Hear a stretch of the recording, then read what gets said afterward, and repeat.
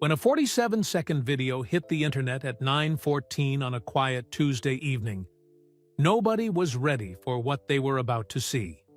No warning, no build-up, no explanation.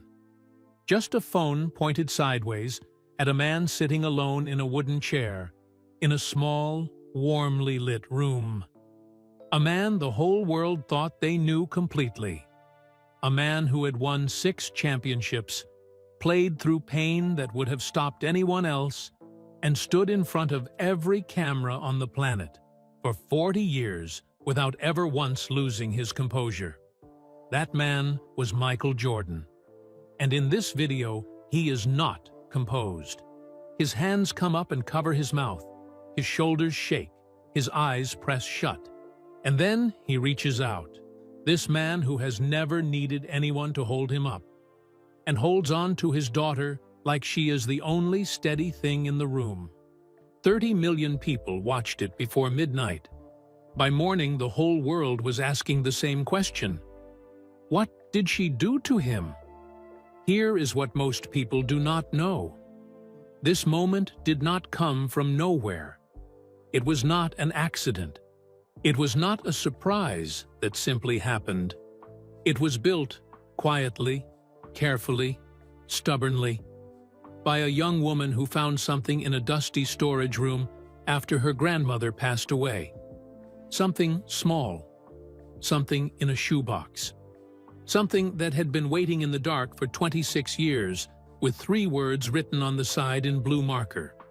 3 words meant for one person, a person who had no idea it existed. What was inside that box changed everything. And the moment Jasmine Jordan stood in front of her father and showed him what she had found, what she had spent months preparing, see what she had driven through the night and made promises over and refused to give up on, is the kind of moment that does not come around twice in a lifetime. Most people only saw 47 seconds of it. But there is a story behind every second of those 47. A story that starts with a little girl growing up in the shadow of the most famous name in sports, a grandmother who kept a secret too heavy to explain, a cassette tape buried under years of static and silence, and a daughter who decided that her father deserved to hear something he had been waiting his whole life to hear, even if he didn't know he was waiting. And at the center of all of it is one question that the entire internet is still trying to answer. What was on that tape? Watch the whole video, because the answer will stay with you long after it ends. And the clip starts mid-moment. No intro, no music, no countdown, no fancy title sliding across the screen. Just a phone held sideways in a shaking hand, pointed at a man sitting in a wooden chair at the center of a small, warmly lit room. The man is Michael Jordan. He is wearing a plain gray sweater and dark slacks, the kind of clothes you wear when you are not trying to impress anyone. His famous hands, the ones that held 6 championship trophies, the ones millions of kids had drawn on sneaker boxes since before some of their parents were born, are folded quietly in his lap. He looks relaxed. He looks like a man who thinks he knows exactly where he is and why. He does not. A young woman steps into the frame from the left side of the screen. She has her father's strong jawline and a calm in her eyes that she clearly worked hard to hold on to. She is carrying something small, so small you almost miss it, wrapped loosely in a white cloth and pressed against her stomach with both hands. Her name is Jasmine. She is 29 years old. Her hands are shaking. She says something to him that the microphone almost doesn't pick up. The audio is soft. The room is quiet. But you can see her lips move, and you can see his head tilt the way a person's head tilts when they hear something that doesn't quite match what they were expecting. Michael Jordan looks up at his daughter. And then his face does something that no camera has ever. Not once. Not in 40 years of being one of the most filmed people on the planet. caught it doing before. It breaks open. Not the way a sad person's face breaks. Not tired. Not defeated. It breaks the way a person looks when they have been carrying something so heavy for so long that they stopped feeling the weight of it. And then someone reaches in and lifts it without warning, and the sudden lightness is almost too much to hold. Both hands come up and cover his mouth. His shoulders rise, his eyes press shut. He reaches one arm out, and Jasmine steps forward into it, and they hold each other in the way people hold each other when words have completely given up and gone home. Somewhere off screen, someone is crying. You can hear it clearly. The clip is 47 seconds long. By 9:14 that evening, it was online. By midnight, 30 million people had watched it. By morning, and the entire world was leaning toward their screens, asking the same three words. What did she do? To answer that, you have to go back. Not to that warm, golden room in Wilmington. Not to the shaking hands or the white cloth or the 47 seconds that stopped the internet cold. You have to go back much further than that. You have to go back to a little girl who grew up knowing exactly one thing for certain about her own name. It was bigger than she was. Jasmine Jordan grew up in a spotlight she never once asked for. From the moment she was old enough to understand what her last name meant, what it did to a room when someone said it out loud, she felt the full, quiet weight of it pressing down on ordinary moments. Teachers looked at her differently on the first day of school. Kids either rushed toward her like a magnet, and wanting to be her best friend for reasons that had nothing to do with her, or they stayed carefully away for the exact same reasons. Coaches treated her tryouts like news events. Strangers in grocery stores pointed. She was never just Jasmine. She was always Michael Jordan's daughter. She didn't play basketball. Not seriously. She tried it at 8 years old, quit before she turned 9, and nobody in her family pushed her to go back. She was drawn to other things. She loved volleyball. She loved making art with her hands. Painting mostly. Large canvases covered in colors that didn't always make sense together, but somehow always worked. She loved books that took her completely out of her own life and dropped her somewhere else entirely. And more than almost anything else, she loved sitting with her grandmother on slow Sunday mornings, drinking sweet tea on the back porch, listening to stories about people she had never had the chance to meet. The person she heard about most in those stories was her grandfather, James Jordan. She never knew him. He was taken from the world in the summer of 1993, the year before she was born, on the side of a quiet road in North Carolina, in an act so sudden and senseless that even now, decades later, it still carries that specific kind of hurt that never fully closes. Her father never spoke about it directly. Not to her. Not in any interview she had ever seen. There were walls around that part of his life so high and so solid that no reporter, no documentary, no television camera had ever found a way over them. But her grandmother, a warm, sharp, unshakable woman named Loretta, who everyone who loved her called Retta, spoke about James Jordan the way people speak about sunlight, like it was still real even when you couldn't see it, like it was still somewhere close. Retta used to lean back in her chair, look out at the yard, and say, "Your grandfather always said that what made Michael great wasn't the gym. It was who he already was before he ever walked into one." Jasmine stored every one of those words in a place inside her that she kept very still and very careful. In the spring of 2021, Retta passed away peacefully at the age of 81.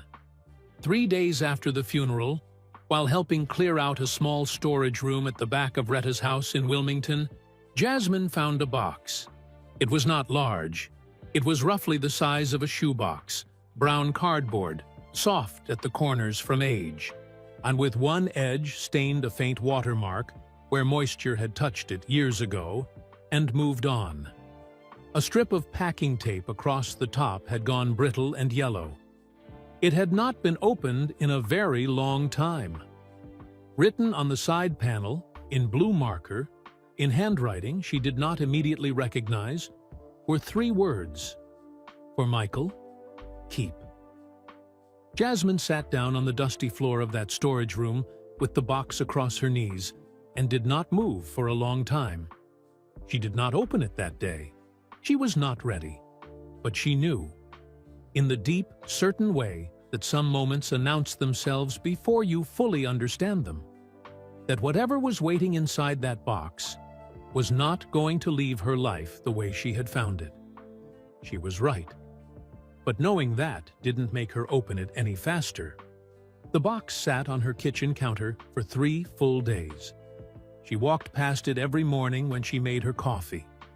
She looked at it every night before she turned off the lights.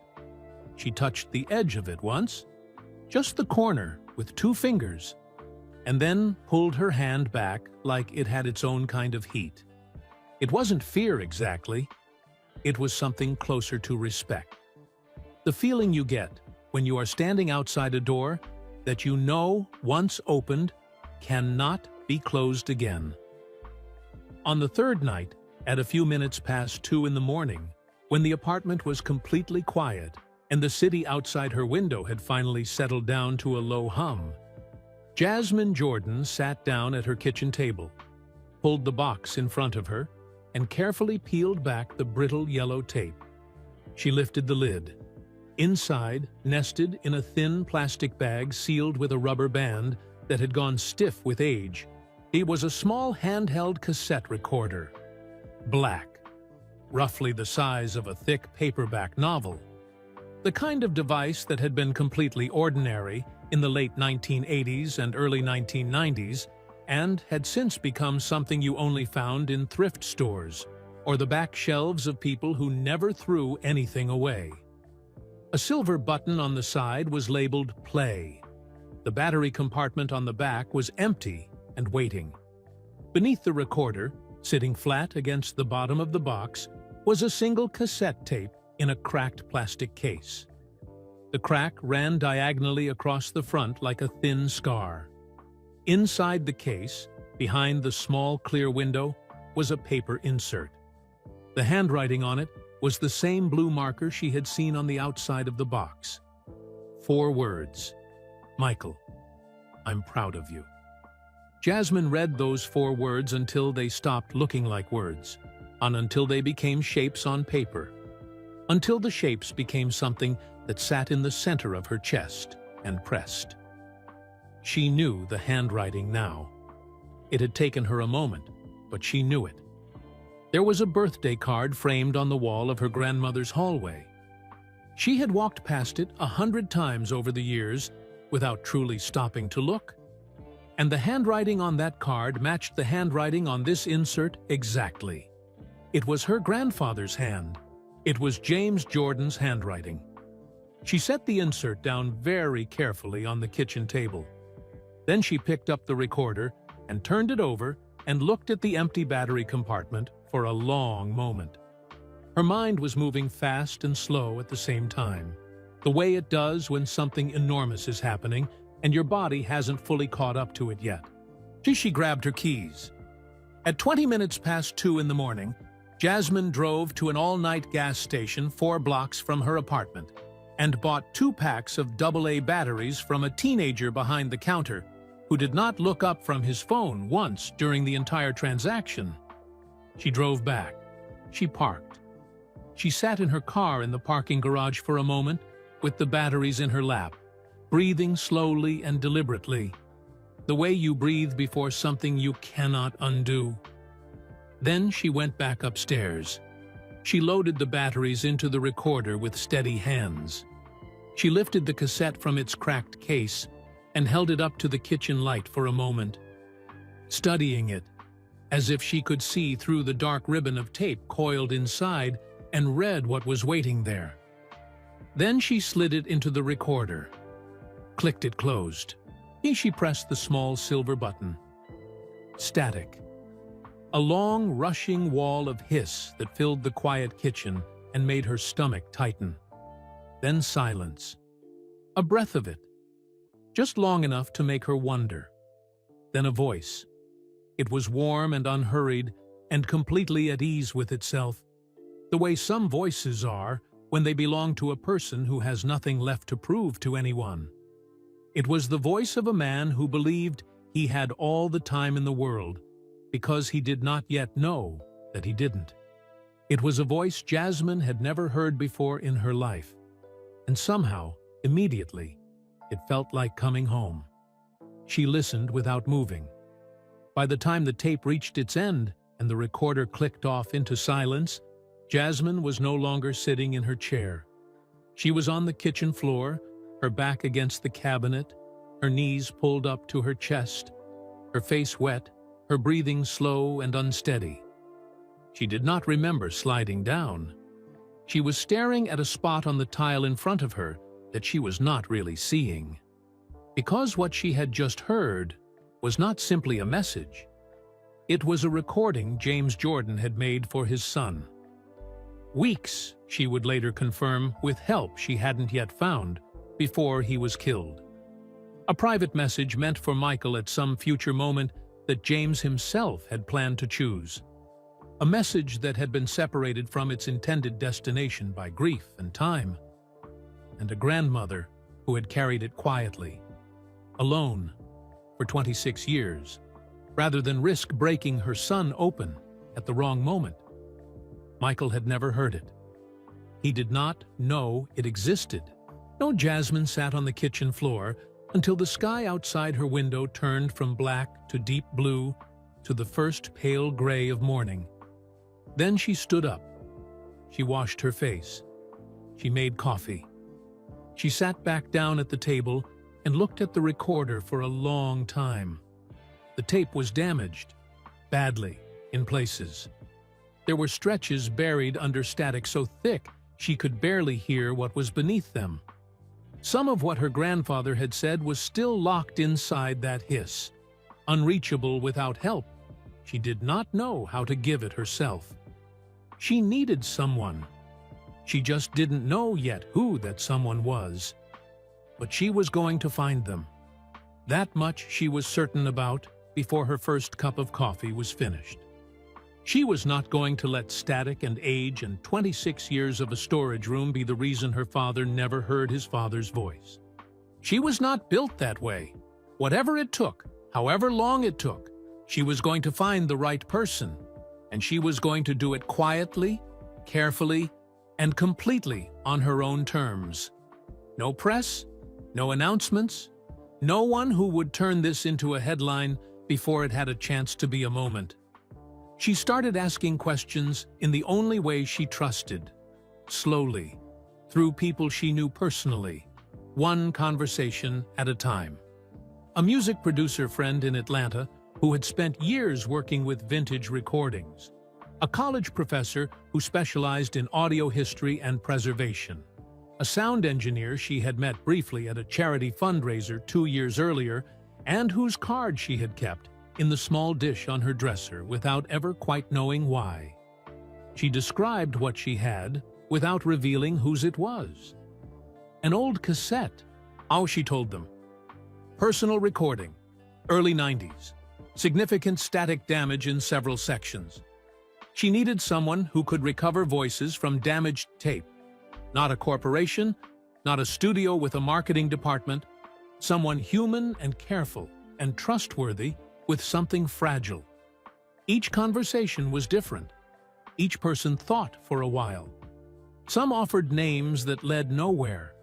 Some made calls on her behalf and reported back with apologetic shrugs.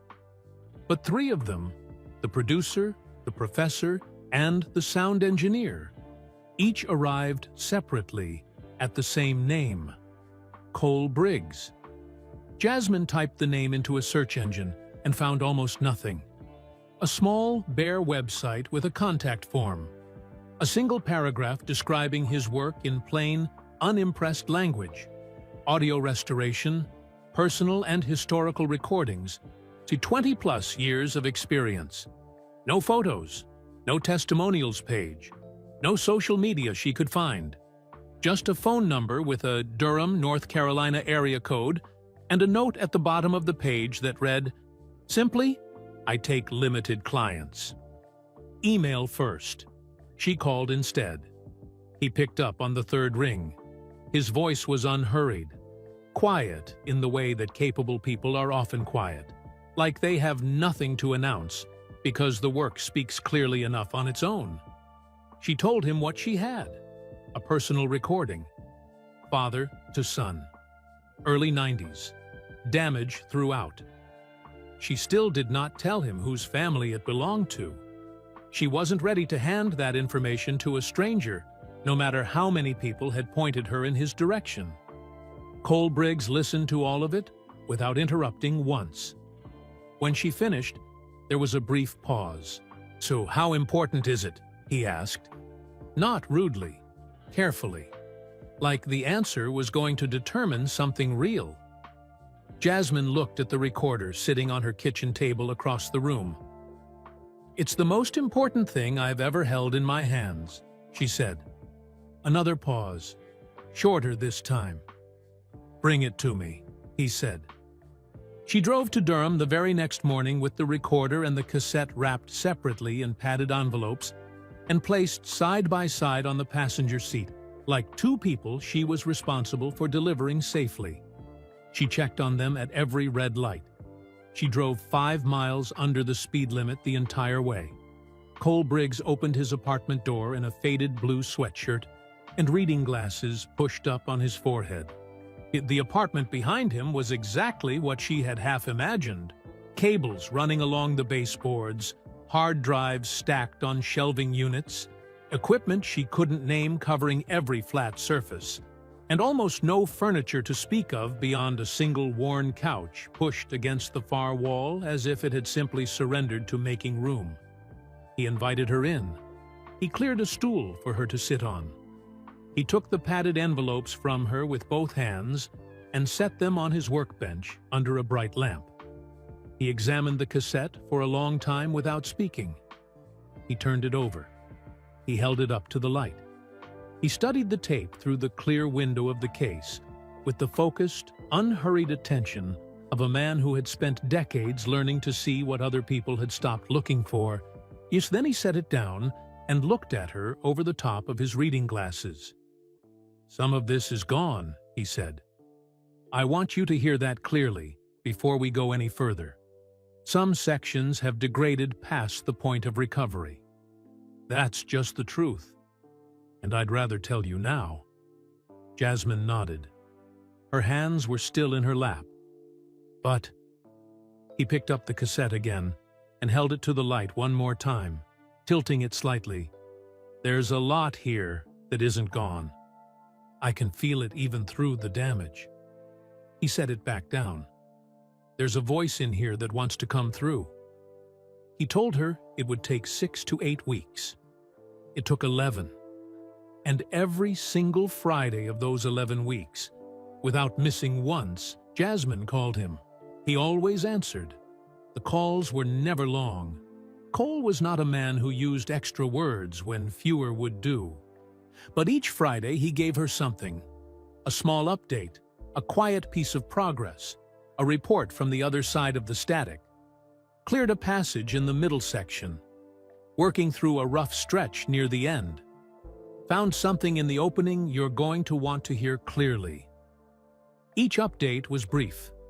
Each one landed like a stone dropped into still water, sending rings out in every direction long after the call ended.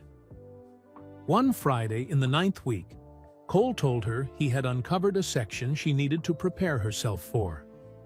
"Prepare myself how?" she asked. He thought about it for a moment. "Just don't be driving when you hear it," he said. She wasn't sure if that was reassuring or not. She decided it didn't matter either way. She was going to hear it regardless. She had come too far to stop at the edge. In the 11th week, so on a Thursday evening, Cole called her first. She saw his name on her screen and felt her whole chest tighten. "I finished," he said when she answered. His voice was different. Not sad, not excited. Quieter than usual.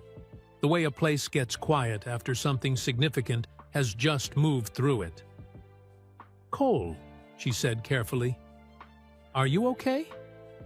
The pause that followed was long enough to mean something. "Miss Jordan," he said, and it was the first time in 11 weeks he had used her last name, which told her something by itself. "I've spent 20 years restoring recordings, old speeches, war recordings, musicians who passed away before anyone thought to preserve what they left behind. I've heard a lot of voices come back from places where people had given up on them." He stopped, drew a slow breath. "Whatever you're planning to do with this, do it right. Take your time, set it up properly, make sure the moment is everything it deserves to be." "I will," Jasmine said. "Promise me," he said. Not forcefully, just sincerely.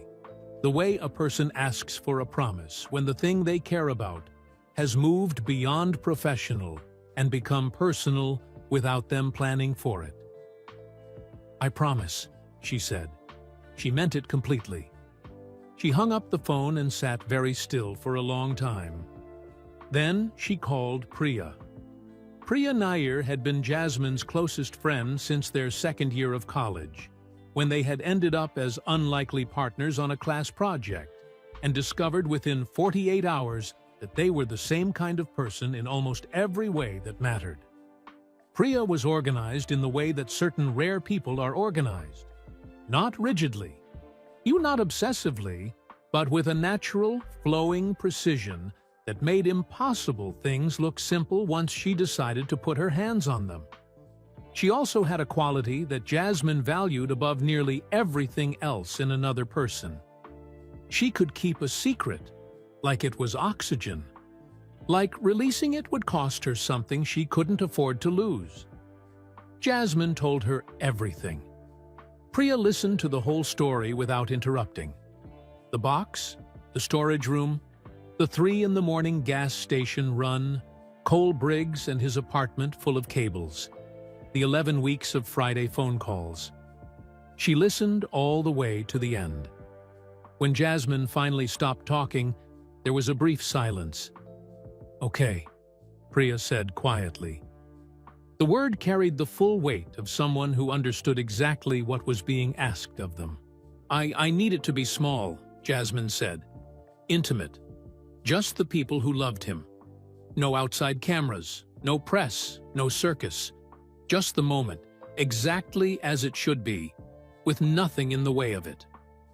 "I understand," Priya said, "and I need it to be in Wilmington." "I know," Priya said. "It couldn't be anywhere else." They chose a date together. The first Sunday of March, what would have been James Jordan's 74th birthday. They found a small, warm, private room in a quiet hotel near the neighborhood where Michael had grown up.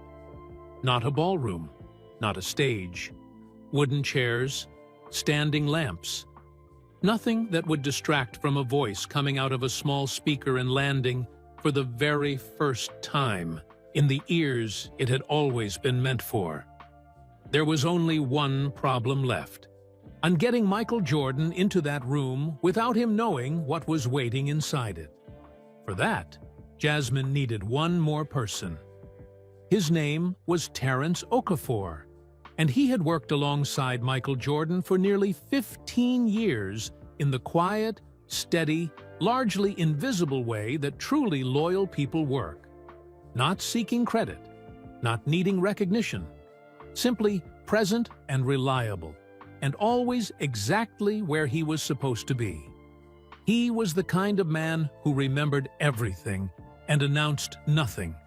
The kind of man whose value was measured not in titles, but in trust. And in that currency, he was extraordinarily wealthy. Jasmine had known Terrence her whole life. She had grown up watching him move through the background of her family's world, with the calm efficiency of someone who understood that the most important work rarely happened in the spotlight. She trusted him the way you trust furniture that has been in the house so long it feels like it grew there.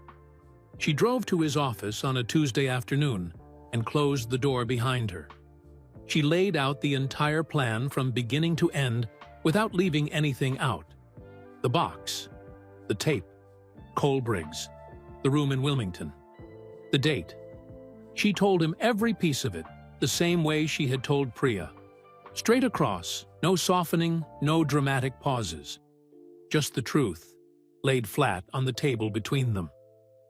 Terrence listened with his hands folded and his eyes steady and his face giving away almost nothing, which was exactly what she had expected from him. When she finished, he was quiet for a long moment.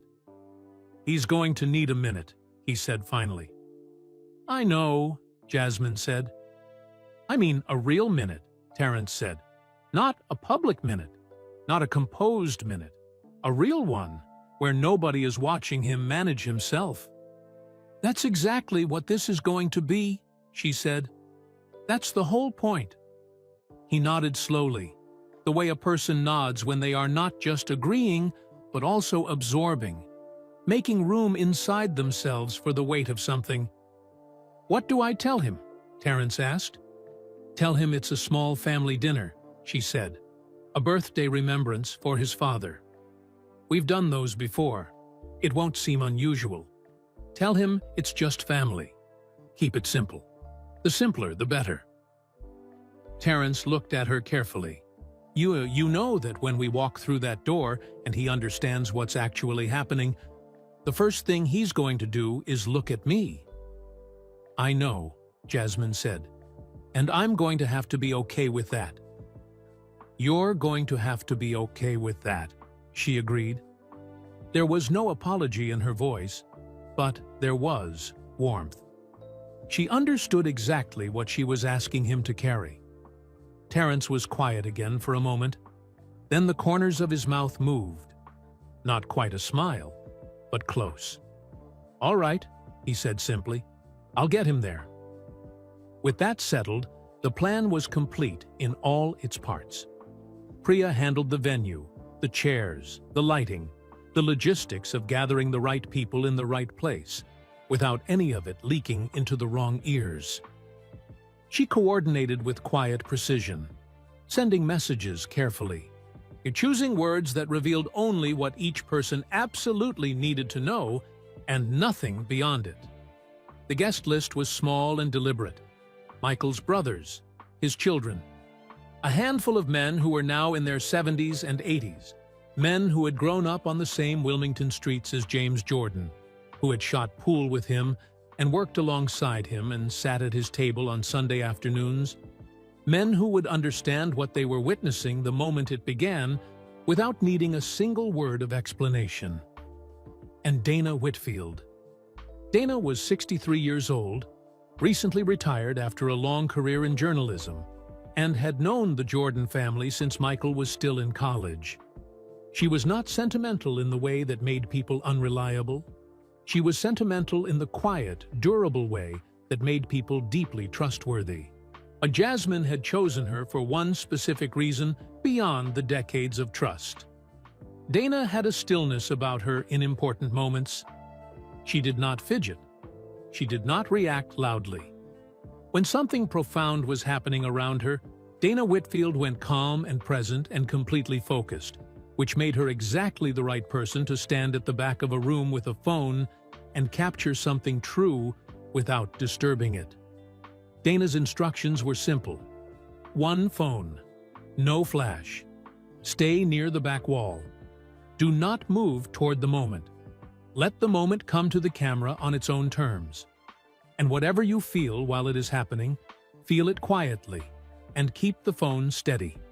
Dana had said, "Understood," and nothing else. On the evening before the gathering, Aunt Jasmine sat alone at her kitchen table with the small wooden speaker box in front of her. The one Cole had provided along with the restored recording, the one that now held her grandfather's voice in a form that could finally be heard clearly and completely. She pressed play, alone, one final time. She listened to the whole thing from beginning to end. When it finished, she sat in the silence for a long while. Then she dried her face. Then she went through every word she had planned to say to her father when she stood in front of him tomorrow. The explanation, the context, the careful bridge from where he thought he was to where she was about to take him. She had practiced this speech every single day for 3 months. She had never once made it through without her voice breaking somewhere in the middle. She practiced it again that night. Her voice broke in the same place it always did. She decided that was all right. She decided that some things were not meant to be delivered perfectly. She decided that a cracked voice, in this particular moment, was not a weakness. It was just proof of how much it mattered. She went to bed. She did not sleep well. And in the morning, she got up, got dressed, and drove to Wilmington under a sky that was low and soft and already beginning to let go of its rain. She arrived at the hotel 2 hours early. She walked the room alone first, slowly, touching the backs of the wooden chairs, checking the position of the standing lamps, making sure the small speaker box sat exactly where she had planned, centered on the table, unadorned, nothing around it that would draw attention away from what it was about to do. And the room smelled like old wood and warm air, and the particular quiet of a place that understood something important was coming and had decided to be still for it. Priya arrived 30 minutes later and moved through the final details without needing direction. Chairs adjusted.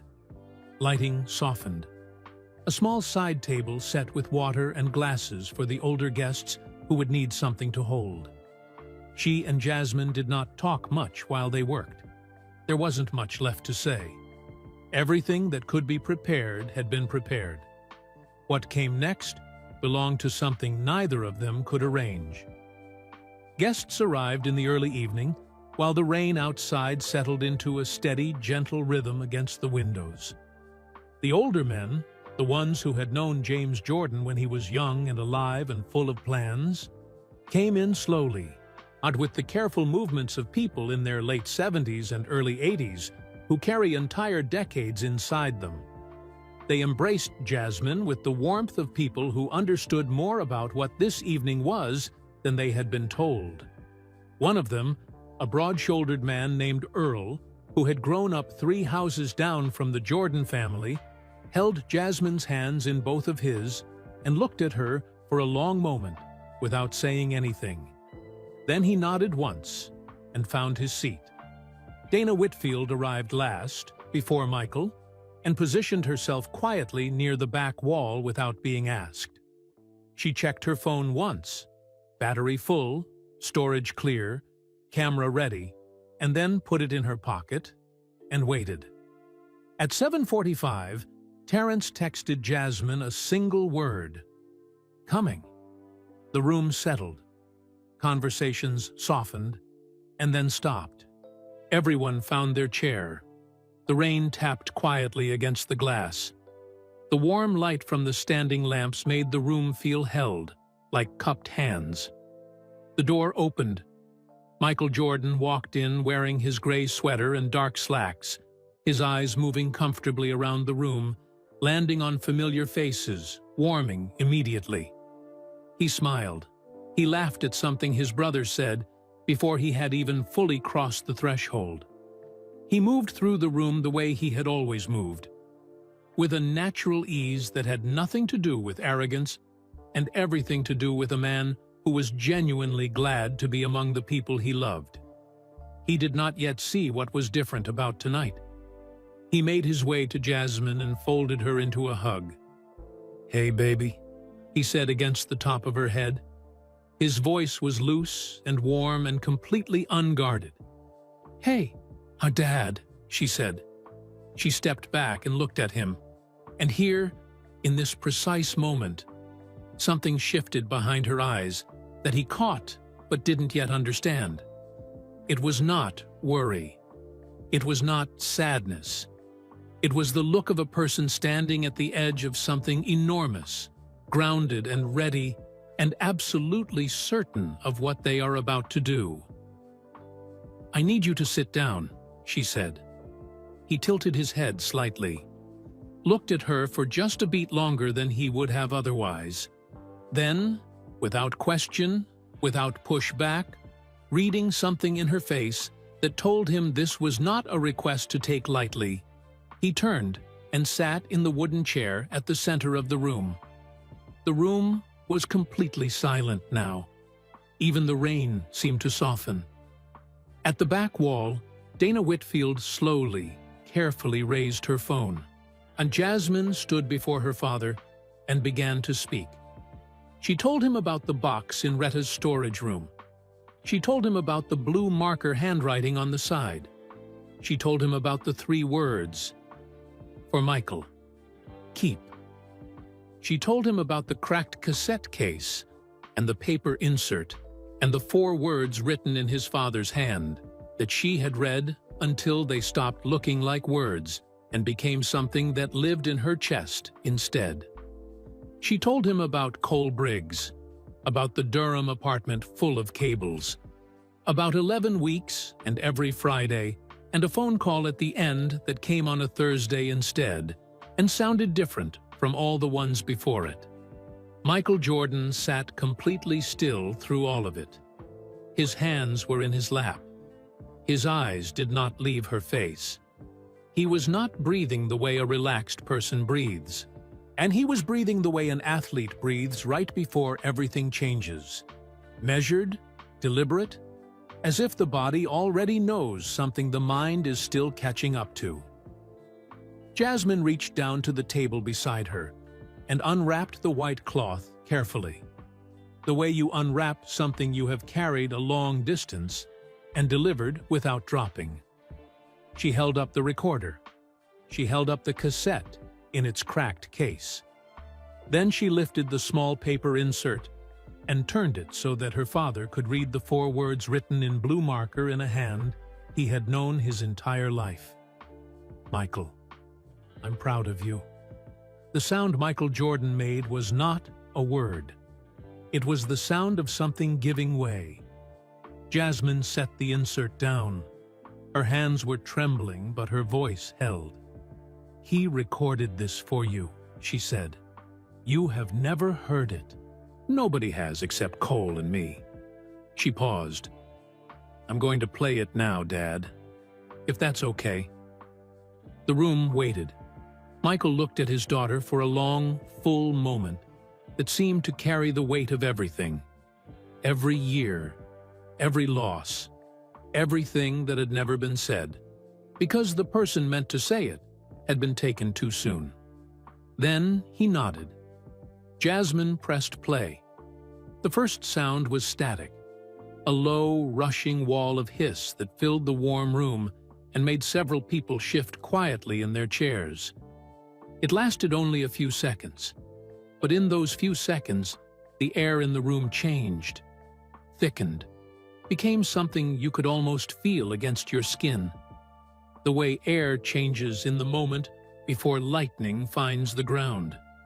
Then the static fell away, and James Jordan's voice came through the small wooden speaker like light coming through a window that had been painted shut for 26 years. It was warm, unhurried, completely at ease with itself. It was the voice of a man sitting somewhere comfortable on a Sunday afternoon with no audience and no performance, and nothing to be except exactly who he was. It was the voice of a man who believed, with complete and ordinary certainty, that he had all the time in the world. Nobody in that room moved. Nobody breathed in a way that took up space. At the back wall, Dana Whitfield held her phone steady with both hands, her own eyes bright and fixed, her body completely still. James began by talking about the summer. He talked about the heat that year in North Carolina. Relentless, he called it. The kind of heat that had opinions. And he talked about his garden. The tomatoes were coming in late. The deer had gotten into the beans again for the third time, and he had decided he was simply going to let them win because some battles, he said, laughing softly at his own conclusion, were not worth the fence.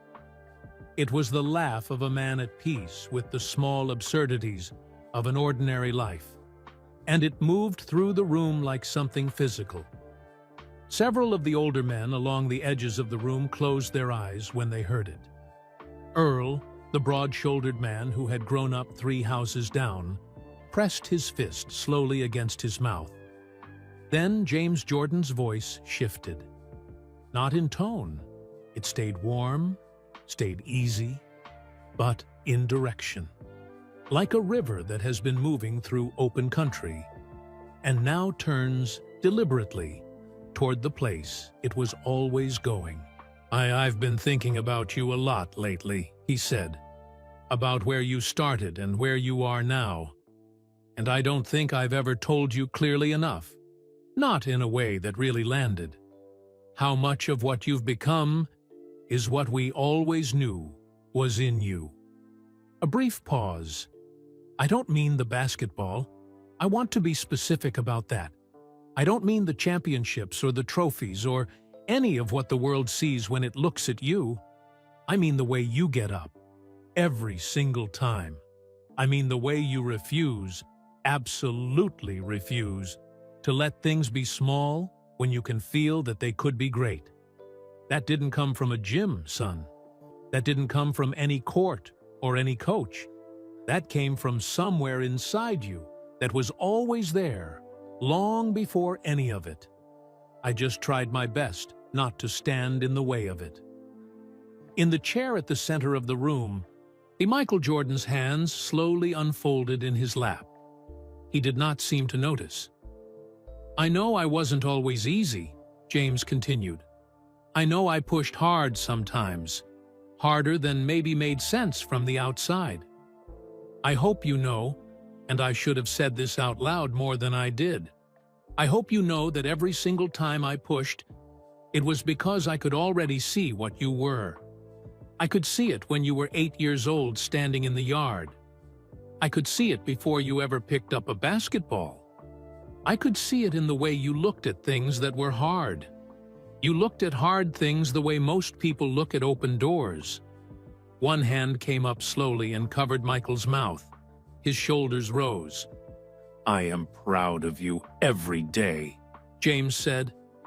His voice dropped slightly, moved closer somehow, and the way a voice moves when it stops performing, even for itself, and becomes simply true. Not some days. Not the days when you win. Every day. The days you lose, which I know you hate, and I know will never stop feeling wrong to you, and I'm glad for that. I'm glad that part of you never goes quiet. Even those days. I am proud of the man you are. I am proud of the father I can already see you becoming. I am proud of the way you love your mother. I am proud of things you do when nobody is watching that you don't even know I notice. I notice, Michael. I have always noticed. His other hand reached out blindly to the side. Jasmine was already there. He gripped her hand and did not let go. I'm going to give you this tape someday, James said. I haven't decided exactly when. I'm waiting for the right moment. You're the way you wait for the right pass. You don't force it. You just know it when the floor opens up. You'll know too. When you hear this, wherever you are, whatever is happening around you, I hope the floor feels open. I hope it feels like exactly the right moment. Because that will mean I chose well.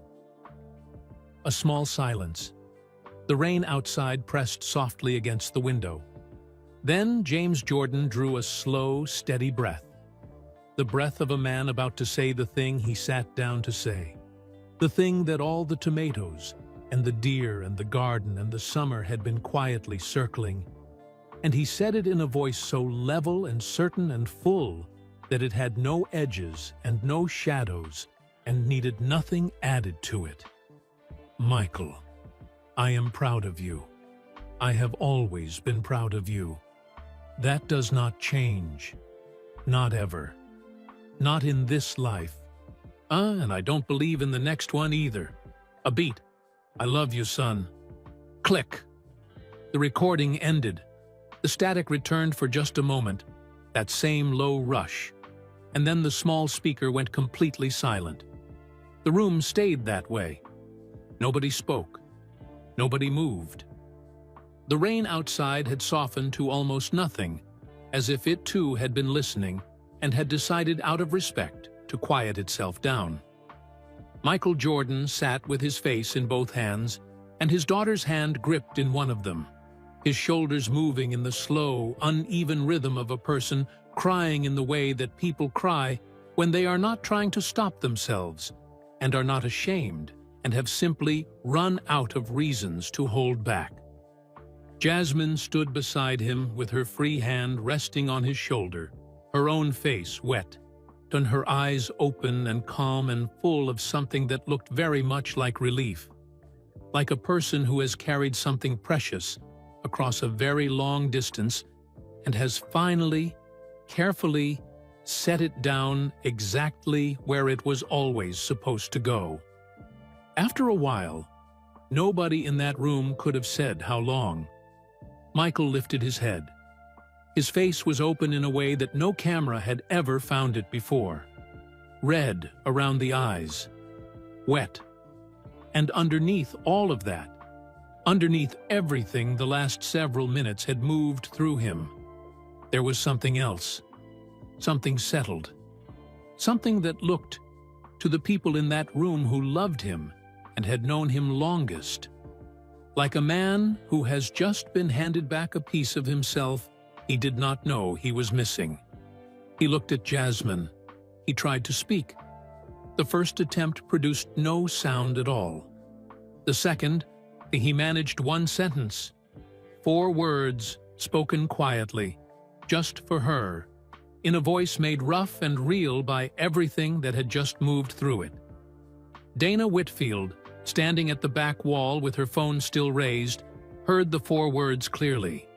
She chose, in that moment, to keep them. Not everything true needs to be shared with the world. Some things are spoken in small warm rooms and belong only to the people inside them. Some things are said between a father and a daughter in the aftermath of something irreplaceable and are meant to stay exactly there, private and whole and protected from the noise of everything outside. The 47 seconds Dana shared that night gave the world enough. 30 million views by midnight, 50 million by morning. Comment sections filled with people writing about their own fathers, their own losses, or their own boxes sitting in storage rooms they hadn't yet found the courage to open. People who had not cried in years, crying without quite knowing why. People calling parents they had not spoken to in too long. People sitting alone in their cars in the dark, letting something they had been holding move through them at last. Cole Briggs watched the video from his apartment in Durham, surrounded by his cables and hard drives and the accumulated quiet of 20 years of recovered voices, and felt something he had not expected to feel. Not pride exactly, something closer to gratitude. Gratitude that the tape had survived. Gratitude that she had found him. Gratitude that some things, against every odd, make it home. Terrence stood in the hotel hallway outside the closed door for a long time after everyone else had gone inside, and he had done his part. He had gotten him there. That was enough. That was everything. And Jasmine Jordan, who had sat on a storage room floor with a box in her lap and felt something enormous announce itself, who had driven to a gas station at 3 in the morning for batteries, who had called a man in Durham every Friday for 11 weeks and kept every promise she made, stood in that small, warm room in Wilmington with her father's hand in hers and her grandfather's voice still hanging in the air like the last note of something beautiful, and understood completely that this was the most important thing she would ever do. Not because the world watched it, because he needed it. Or because a father had pressed record on a borrowed cassette recorder on a Sunday afternoon in the summer of 1993 and spoken the truest things he knew directly to his son. And his son had waited 30 years to hear them without knowing he was waiting. And a daughter had refused, quietly, stubbornly, with every ounce of the love she carried, to let that voice stay lost. She had given her father his father back, not the man. That gift was beyond anyone's reach. But the voice, the words, the 4 words on a paper insert in a cracked cassette case that had sat in a shoebox in a storage room for 26 years. Patient as only the most important things can be patient. Waiting for the right hands to find them and carry them home. Michael, I'm proud of you. He knew now. He had always been known.